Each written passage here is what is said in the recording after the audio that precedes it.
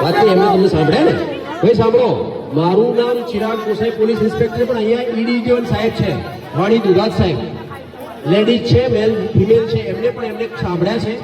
અને છતાંય પણ જવાબદારી તો મારી જ છે હું અહીંનો થાણા અધિકારી છું ચિંતા કરવાની જરૂર નથી તમારે ગમે ત્યારે મારી પાસે આવવાનું છે આરોપીને હા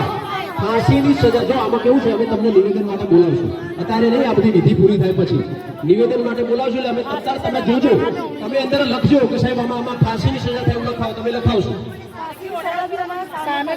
હા એ આપણે નામદાર કોર્ટમાં દલીલ કરશું એ વાત સાચી છે એમની સામે થવું જોઈએ નામદાર કોર્ટમાં આપણે દલીલ કરશું